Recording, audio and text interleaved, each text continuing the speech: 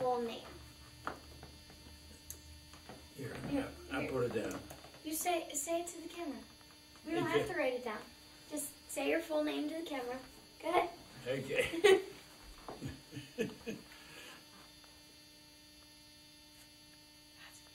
Okay. What is your full name? What is your full name? Oh, you want me to tell her? Tell Oh, her. Tell her. Morris Mo Antikol. Okay. And my Hebrew name is Moshe Ben Chaim. Okay. Were you named after anyone? I was named after my grandfather Where and when were you born? in Tyrone, Pennsylvania. When? When were you born? When were you born? June the 1st, 1919. That's before you. Yeah. What was your father's occupation? He was, well, he was he dealt with farmers buying cattle. Then he had a slaughterhouse where he had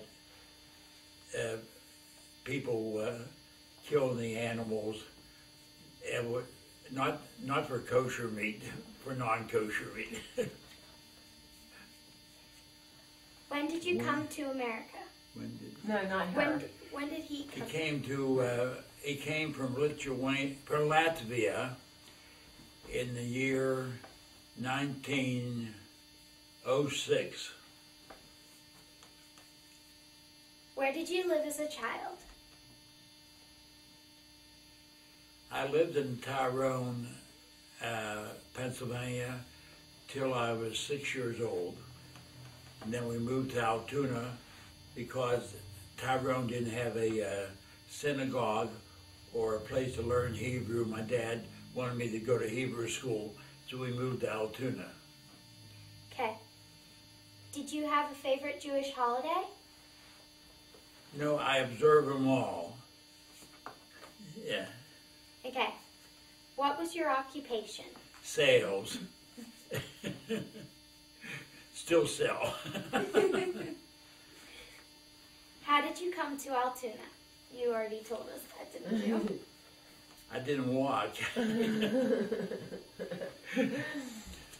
I guess when we moved to Altoona, that was in 1927.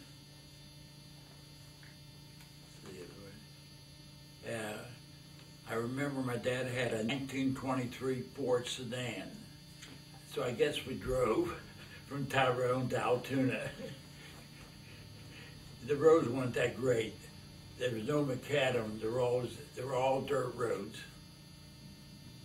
Okay. I understand that you worked in a store called Schulman's. Would you like to tell me about that? Yeah, I spent 42 years of my life with Schulman's. And then we also, when I was 65, Schulman's went out of business, and I thank God that I had my health. I went in business for myself, and I sold all over the United States. I was connected with Standard Oil Company. They had 138 truck stops, and I sold every one by phone. I used to go to New York every 2 weeks, pick up deals, and the purchasing agent from Standard Oil Company would send me orders. The people who had the deals send their merchandise out for me. So actually, I was like a broker. I still have my invoice as merchandise broker. And my age now is 87. I still do selling. I do screen printing on T-shirts, sweatshirts, jackets, and I sell coal miners' boots. They still have a few mines where they're buying coal around this area. Yeah. Do you remember Yana Barrel? His name was Yana Barrow Henderson. He was very, very religious. And he used to read the Torah in a Gud HaChacham synagogue. And he never shook the hands of a woman. He always shied away, and he was a little shy. If he needed a ride somewhere, he would stay in the middle of the street, and somebody would pick him up and take him somewhere. He never drove or anything like that. He had one son, his name was Morris. He lives in Pittsburgh. And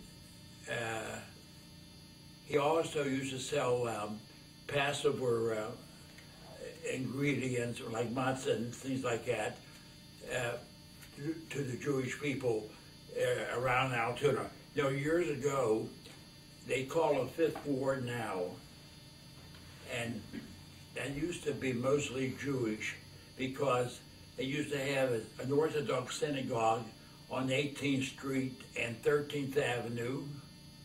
Then they had the Agur Achim Synagogue where it is now.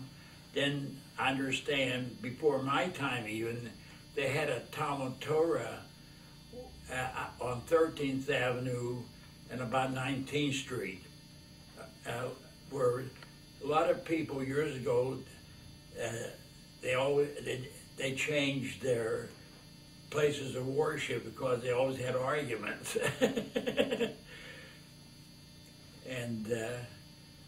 And also this, the Bear Henderson you're asking questions about, it used to be 3 kosher meat markets in Altoona one time. One was Swartz's and Burgers. There's a third one, didn't last too long. I think it was Brosgol's or something like that. But then when Burgers left Altoona, they sold the meat market to a man named Meskin. He was very, very honest and a tremendous good butcher. And he was a very intelligent and very honest man. And but then he wasn't too happy with our synagogue, so they sold the meat market, and he went to living in New York. But this, when he used to be a mashgiach is a man that oversees how you kill an animal or how you run a meat market. Yeah, in other words, everything has to be kosher. You know, you have to soak your meat in water, and so all the blood drains out. And unfortunately, Mr. Swartz butcher shop was not too clean, and him and Mr. Bear Henderson didn't get along too well. This Swartz used to kill chickens in the back, and then the blood on his white apron, he come up and cut the meat, you know. It wasn't, I don't think they'd be in business today. Then I remember as a kid, he had a bathtub in his window, and he used to sell fresh fish, you know. Yeah, everybody didn't buy fish in jars like they do now. They used to make their own, like the filter fish, you know. And the main ingredients they used was like whitefish and carp and what else they used? Mullets, yeah, to make the filter fish. I'm going back a few years, yeah. Okay, do you remember if Altoona had a Jewish policeman? Yeah, his name was Charlie Gindis. He lived on 14th Avenue near the synagogue and 17th Street. And on the high holidays, he used to make sure the women used to sit on the balcony of the synagogue, and he made sure they were quiet. But unfortunately, Charlie Gindis couldn't ride a motorcycle too well. And one day he was on a motorcycle going down the hill and he fell off. And I don't think he could read and write too well.